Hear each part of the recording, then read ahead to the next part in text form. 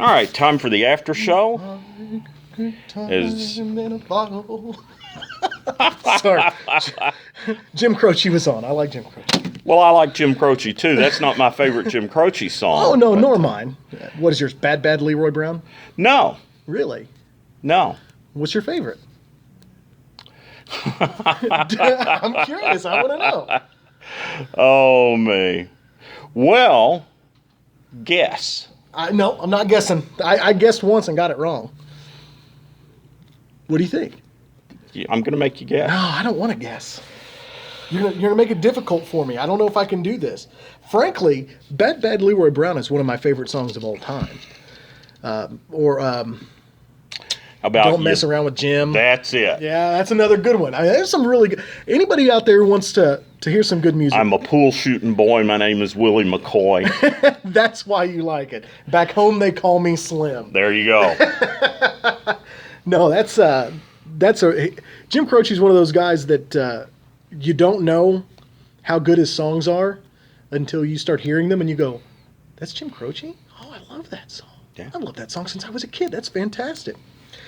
Well, let's now, after a moment of levity, let us get down to the depressing work of pointing out the lies that have been said in the past week. It truly is mind-boggling.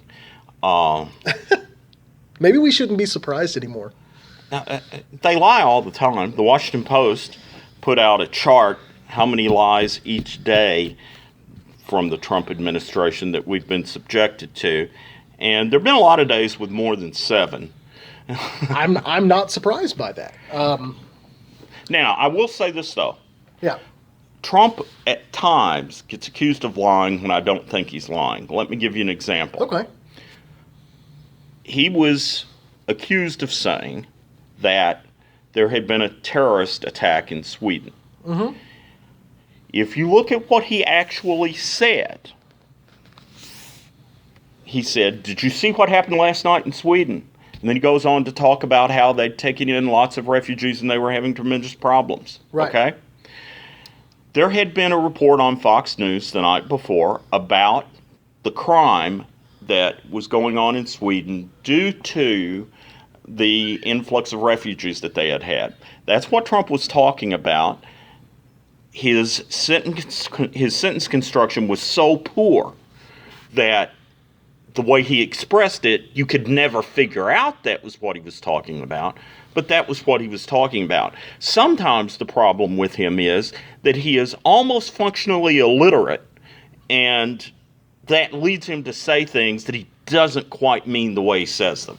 Yeah, and I'll take it one step further. I think that part of that is deliberate. How he delivers things, there was very little in the way of context clue that would have said that it was something besides a refugee-born terrorist attack or multiple refugee-born terrorist attacks. And even the report that he's talking about has been disputed by Swedish officials. It's not like that he pointed to something that was a factual statement. He was pointing to something that was a biased, dog whistle, racist story. Well, it was on Fox News. What do you expect? Well, this is what I'm saying. So this is what we've done. We've got to be careful not to normalize whenever he points to a lie and doesn't specifically say the lie. While he might not be lying, he is furthering the lie. There is no basis for the thought of increased crime because of immigration. Now, there's just not. You know, I said that he's almost functionally illiterate. He has admitted that he does not read the executive orders that he has signed. He doesn't read them. Now, this is mind-boggling if you think about it. Yeah. Do you really imagine that there was ever an executive order that President Obama signed that he didn't read? Or, for that matter, President Bush, either of the Bushes. I bet you they read every single executive order that they signed. The thing that strikes me about this whole situation, my grandmother, bless her heart, she is as straight-laced a woman as you ever met. My grandfather is the clown. My grandmother is the backbone. She handles things, takes care of business. But one of the funniest things she ever said to me is someone was talking to her, and I don't even know if she said it on purpose. They were talking about someone who is an adult who had never learned to read. And someone asked the question, well, is he dyslexic? And she goes, no, he's dyslazy. So it's one of those situations where I think that's what we're looking at here. We're looking at a guy who, let's face it, did you watch MASH? Yes. Okay, before Colonel Potter, there was another commanding officer of the MASH. His name was Henry. Do you remember Henry? Henry Blake. Henry Blake. Now, Henry Blake was not regular Army, and he was kind of laughed about it. You know, he was the figurehead in chief. He didn't really do a whole lot. He was run by Radar O'Reilly. And what Radar would do is he would just put a stack of papers in front of Henry Blake, and Henry Blake would not read them. Radar would just say, well, you need to sign here to say that you're initialing, and then initial here to say that you aren't signing. And he'd be like, what is this? He goes, don't worry, it's classified. And so he wouldn't read it, but he would sign it. I honestly think that's what we've got right now in Trump. He's a guy that absolutely has no desire to do the actual job of president. And so there is a power vacuum underneath him that I think is being filled by his advisors. And the problem with that is I didn't vote for those guys. Nobody voted for those guys. Now, as much as you might think, well, we voted for Trump and he can pick how he wants to do things, that is true. But you have to ask yourself, do you want somebody who was just not going to do the job he was elected for? And what we've got, we've got somebody who is incapable of doing the job that he was elected for. I think that's absolutely true. Now, let's be clear. I'm not saying he can't read a stop sign. I'm not saying that he can't, pick up a newspaper and read some of it. But only 13% of the country reads proficiently. Right. That's a startling statistic, but it's true. Yeah. All I'm saying is, I don't think that he's capable of reading these executive orders and understanding them. There have been situations where it was clear he misunderstood the question the reporter was asking. There was a reporter who asked him a question a week ago about the rise in anti-Semitism in this country and what could be done about it.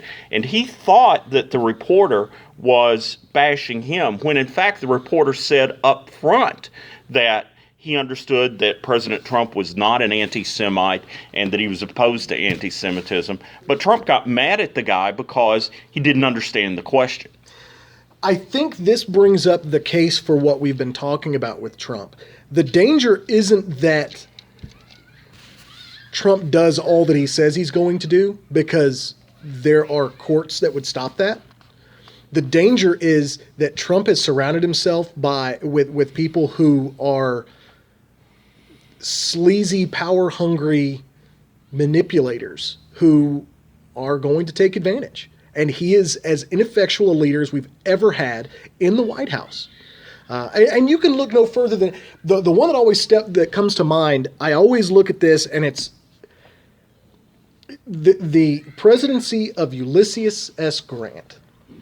Now, everybody knows Grant, general in the Civil War, beats the South, crushes them with a different type of warfare, battlefield leader, does all the stuff that you want out of a president, is noble in victory, doesn't try to embarrass, doesn't try to harass, doesn't harangue the people he defeats, wants peace for his country. All the things you would look at and go, yeah, that would make a good president. He's both in command, he's intelligent, he knows a certain thing that he likes to do, and he possesses a humanity that makes him capable of doing the job.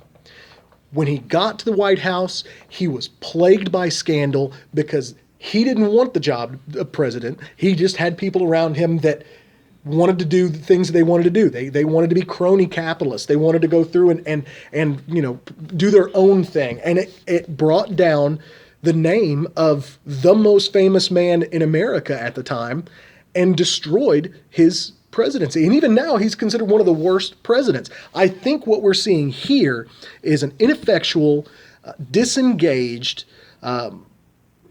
not really all that intelligent president who is just not showing up. It's an empty seat. It's worse than him being there and pushing the buttons and pulling the levers, because he's not intelligent enough to actually do a lot of damage. It's that he's not in the chair, he's off tweeting and watching the news, and somebody else is sitting in the chair. The power behind him is actually doing those things, and those guys might be smart enough to actually do some damage. One thing that I saw in the last week that was extremely troubling to me was an article by a preacher. Has a church in Florida, Church of the Nazarene. That's the denomination. He went to the Trump rally in Florida, and he talks about how that he felt that the spirit in that rally was almost demonic. Now, he talks about how at the beginning they're saying the Lord's Prayer. And he says that it wasn't done in a prayerful way at all, that it was like a chant at a pep rally. So there's no solemnity. And yes, and that at the end, Trump doesn't recite any of it until the very end, where they have the doxology, where he says, the power and the glory forever and ever, amen, okay? And he shouts that, and the crowd is shouting and screaming it, and as soon as it ends, the crowd starts screaming, USA, USA, USA, and there are a few protesters there, and the Trump supporters who are at the rally, they get very angry at the protesters, and it almost devolved into a situation where somebody was going to be hurt. The spirit that Trump has managed to harness it's scary and it's ugly. Agreed. And I'll do you one better. We're at a generational impasse. I think in the next 30 years, once the evangelical political power structure has been broken, you'll be able to point at this administration as the point when it broke. Well, I saw a story the other day, and it was creepy as well as alarming and all kinds of wrong. I can't really come up with enough adjectives to describe it, but Pat Robertson, who everybody knows is the host of the 700 Club, said that staring at the First Lady could cure gays. Now, number one, clearly that's not going to work, but number two, there's something creepy about the whole suggestion that you should stare at the First Lady. Well, the problem with this is this goes back to some of the things that have happened in the past of trying to coerce homosexuals to be not homosexuals. And now that's embodied in what in some of the things that Mike Pence, the current vice president, has advocated for, including therapies, quote unquote therapies, that would try to convert homosexuals to being straight. But aside from that, don't you find just the notion that a Baptist minister is suggesting that people stare at a woman, don't you find that to be extremely troubling? Well, it's no different really whenever you hear religious leaders in other countries who are sponsored by American churches talk about rape as a way of coercing gays to being straight. It's all about the same thing, and it's all starting from the same concept. It's the idea that somehow this thing that happens naturally, and it does. I believe people are born with certain parts of their sexuality and sexual makeup already set in place, because it doesn't just happen in humans. It's a biological thing that's there. Now, where on that spectrum people fall or choose to fall, they can choose those appetites, and that's up to them and how they live their lives. But I think that biologically speaking, there is a basis for it. I don't think it's a deviant behavior. I don't think it's someone who chooses to do something for rebellious reasons or for some other reason. I believe that it's ingrained in them, and they make their decisions in life that will help them get through. But there is a strain of this that is hate-filled, and it's the most disturbing demagoguery that I've ever heard, in the idea that somehow if we were to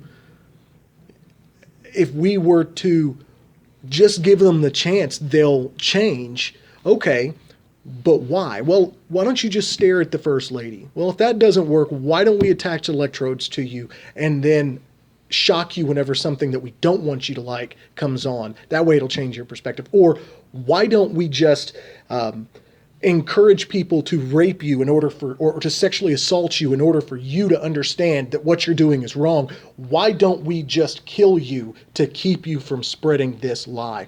That's the problem here, is that it's one step on a long chain of very destructive decisions that harm vast quantities of good people. I agree with everything that you said there.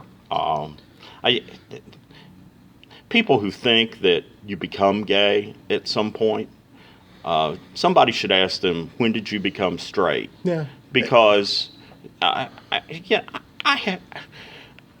when I was a little boy, I had my first girlfriend in first grade. Now, I spilled milk all over her in the lunchroom. But, on purpose? No. Well, sometimes you get nervous. So I was klutz. You weren't the suave guy that you are now. Yeah, well, you could say nothing has changed. Okay, I could see that. Yeah. In fact, my wife did say that when I told the story of a girlfriend I had when I was in sixth grade, because she did everything for me. She was a very quiet girl, and she would sharpen my pencils for me, and anytime I needed something, she would go get it for me. And so Marilyn said, so you had a quiet girl who took care of you. Nothing has changed. Oh, wow. I don't know. I think some things might have changed. I don't think you've spilt much milk on Marilyn in your life. That's a good thing. Well, I may have to start. Just to show her that you care. My last thing that I wanted to point out was something I caught on mainly in the English newspapers and the British newspapers, not covered a lot in American media, but something that caught my eye. In 2016, Arab nations around the Middle East had been working with the Obama administration and John Kerry to set up a peace deal that would have included Arabic recognition of the State of Israel. Now, for those who aren't read in as deeply in the Middle East peace talks, that has been a point of contention with many of the nations around Israel, has been that they don't feel as though Israel is a legitimate nation, that they've stolen land from the Palestinian people who were there before, and therefore they have supported the Palestinian organizations like the PLO, which have waged war against Israel. And just to make sure that people understand, the United States and Great Britain created Israel in 1947 because they did not want to accept Jewish refugees from Germany, and they had to have some place to send these people, so they created the State of Israel. It had been Palestine, was ruled by Palestinians. They displaced people from their homes who were living there, moved them out, and moved Jewish settlers in. So that's why the Palestinians have said that Israel's not a legitimate nation. Now that's been played up, and both sides have demonized the other in a war situation. Absolutely, the Palestinians fire rockets into countries. They set off bombs, which is terrible. The Israelis bomb indiscriminately at times, and they commit regular atrocities against the Palestinian people. They're not allowed the right to vote. They're not allowed any rights where they are. They turn off supplies to certain areas whenever they want to. They keep them from having water in a very dry arid environment. No side, nobody's hands are clean. Right. And that's the first thing we need to understand. Nobody's hands are clean. Anybody who tells you different is selling you something. In 2016, the U.S. had gotten the leaders of the Arabic countries around Israel, and that includes Egypt, Syria, and Jordan. Some of the key players in that region had all agreed to recognize the state of Israel, which is a huge step on the peace process. It's one of the first big. They're willing to do that. All Israel had to do was stop settlements in the disputed areas of the Gaza and West Bank. Now, for those of you who don't follow that part, those areas were taken during wars that happened between the Arabic countries and Israel at different times. It's happened in, I think, 67 and 73. It's happened at different times. And they've taken some land, the Golan Heights, East Jerusalem, all these areas that have been fought over for a while now. And what they're doing is these captured lands are not technically part of Israel. Now, at one point, Israel had the Sinai Peninsula, but gave that back to Egypt as part of a peace deal that had been negotiated previously. So this hurdle that was offered to Benjamin Netanyahu of Israel was a major step towards the two-state solution, which would say that, okay, Israel's a country, it has the right to exist and defend itself as a country. The Palestinian people would have their own country in these disputed lands. They would be able to govern themselves there. They would be two separate nations, and they would have peace.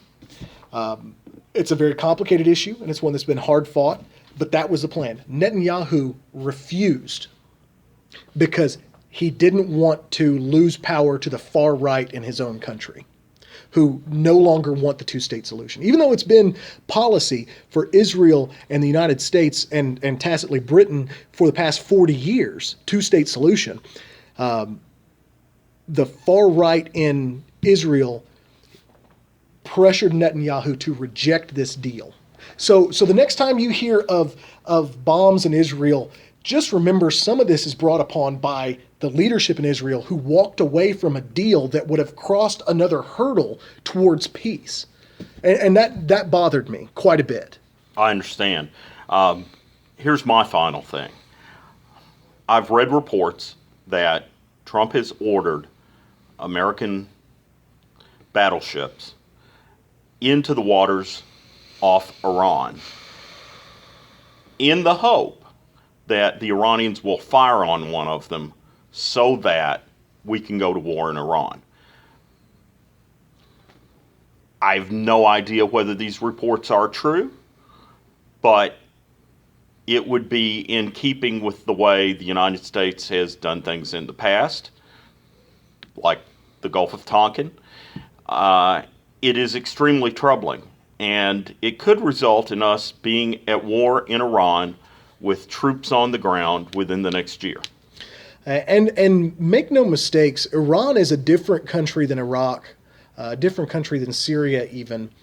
Iran's actually a more Western country in many ways. Far more Western country than a lot of people would believe. They for a long time, the Middle East has been split up onto three power planes. The Sunni Muslims, the Shiite Muslims, and the Israelis. Now, the Israelis had the strength of the U.S. backing, but so did Saudi Arabia and a couple other countries that have had U.S. backing. Then there was another side that kind of took whoever's backing they wanted. Sometimes, Egypt comes to mind. The Mubarak, and prior to that, Egyptian leadership would take aid from the Soviet Union or from the United States and kind of played both sides against each other and wanted just to build themselves up as a regional power. For the longest time, U.S. support has been firmly entrenched around Iran by supporting the Saudi government, the Emirati government, stuff of that nature, and Israel. What has happened in the past 8 years is that the U.S. has backed some of their support for both the Israeli and Saudis It's backed them up. It said, hey, no, we're going to hold you accountable as well, in an attempt to get a peaceful solution with the third member, Iran. And I think the peace deal in Iran was a very important step to that. The goal was to normalize relations between the three parties. And you don't do that by being adversarial to one of the three parties. It doesn't ever normalize, and it just kind of stays in a detente. So what we've seen in the past 8 years was a move towards trying to normalize those relations. What you're seeing now is a firm move to the opposite direction, where we are not going to hold Israel accountable to what their agreements have been in the past. There's even been a back away, depending on who you listen to in the Trump administration, from the two-state solution in Israel, which will further alienate Arabic countries. You've got the travel ban, which hits other Muslim countries, but doesn't hit Saudi Arabia. It doesn't hit some of the places where actual terrorists have come from to the United States. So you're seeing a push to isolate Iran whenever just the opposite was working. For all the talk about Iran being confrontational, and they have been, there is a real movement in Iran, from what we can tell, about, of a westernization, of a pro-freedom, anti-theocracy government. And we've seen that. And the way for us to foster that is through engagement, through normalizing relations. Absolutely. It's not through saber rattling, but there is an element of the right wing that has wanted to go to war in Iran for 30 years, 40 years. Yes, for a long time. Yeah. Back when George W. Bush sent American troops to Iraq, there was a saying on the right, real men want to go to Iran, which was crazy. But, that's what certain right-wingers want. And we'll just have to wait and see how it plays out. I really hope we don't go to a war in Iran within the next year, but I think it is highly possible. And I don't think that it would be nearly as easy as those on the right believe it would be. Yeah, the big thing to remember when it comes to foreign policy is that we've chosen both paths in different situations. We chose interaction with the Soviet Union, and we did so knowing what they were and what they were capable of.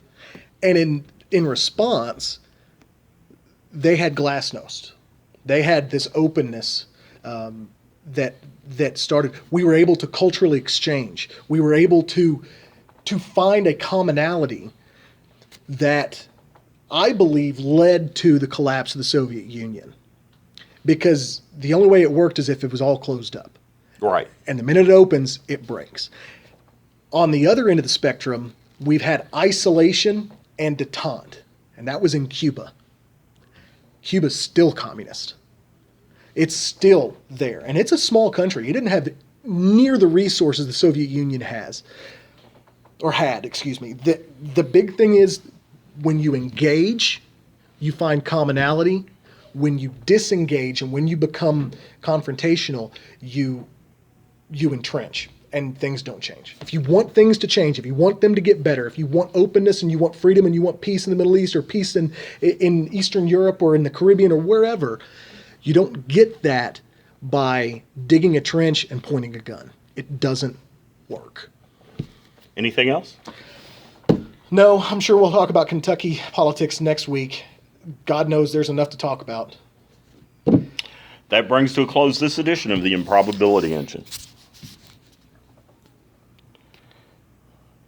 The world's about to be destroyed. There's no point getting all annoyed. Lie back and let the planet dissolve around. Despite those next to defeats, we thought that most of you were sleeping.